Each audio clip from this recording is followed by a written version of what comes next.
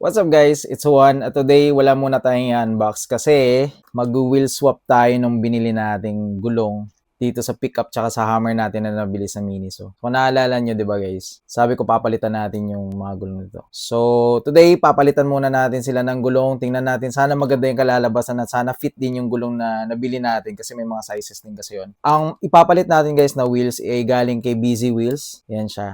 So, dalawang set, bali, for pickup, tapos for hammer. Kung gusto niyo bumili ng mga wheels na tulad nito, scan nyo lang tong QR code. Yan. Ito yung orange app ni Busy Wheels. So, yung brand nito ay CCA. Just in case bibili kayo yan. CCA yung brand nito. So, tara, umpisa na natin to.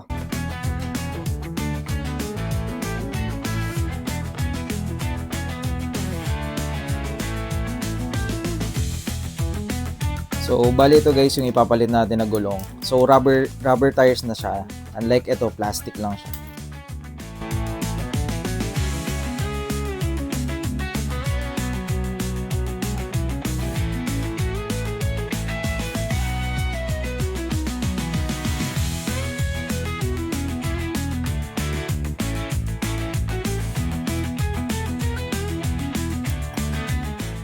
Wheel check.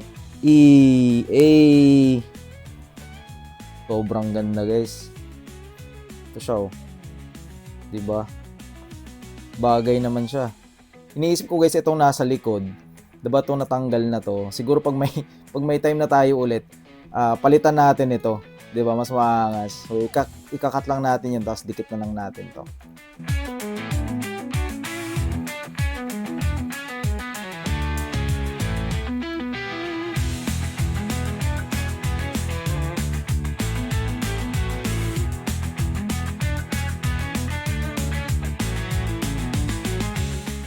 So, next naman natin kaagad guys yung pickup natin. Sheesh!